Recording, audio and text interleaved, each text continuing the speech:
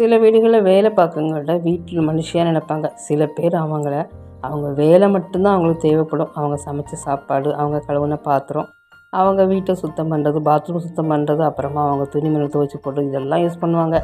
ஆனால் அவங்களுக்குன்னு தனி பிளேட்டு, தனி டம்ளர் கொடுத்து வச்சுருப்பாங்க. அவங்கள கீழே தான் உட்காரணும்னு சொல்லுவாங்க. மறந்து கூட எந்த சேர்லேயே உட்காரக்கூடாது. ஏங்க இந்த பாகுபாடு இந்த மாதிரிலாம் பார்க்குறாங்கன்னே புரியலை. மனுஷங்கள் எல்லாருமே ஒரே ஜாதி தான், எல்லோரும் ஒரே குலம் தான். கடவுள் படைச்சது 2 ஜாதி, ஒன்று ஆண் ஜாதி, இன்னொன்று பெண் ஜாதி. இதை மறந்துட்டு உயர்ந்த ஜாதி, தாழ்ந்த ஜாதின்னு சொல்லிட்டு மனுஷங்க தாங்க இந்த மாதிரி பிரித்து பேசப்படுறாங்க. அவங்களாம் என்ன பாவம் பண்ணாங்க? ஒரு நாள் அவங்க வீட்டு வேலைக்கு வரலனாலும் அந்த வீட்டில் வேலை பார்க்குற பெண்மணிக்கு தான் தெரியும் எவ்வளோ கஷ்டம்னு சொல்லிட்டு. தயவு செஞ்சு இந்த மாதிரி உயர்ந்த ஜாதி, தாழ்ந்த ஜாதின்னு பார்க்காம எல்லாமே மனித ஜாதி தான் நினச்சி சகோதரனாக பழகுங்க. அதுதான் இந்த வீட்டுக்கும் நல்லது, நாட்டுக்கும் நல்லது. இந்த வீடியோ பிடிச்ச லைக் பண்ணுங்கள், ஷேர் பண்ணி கமெண்ட் பண்ணுங்கள்.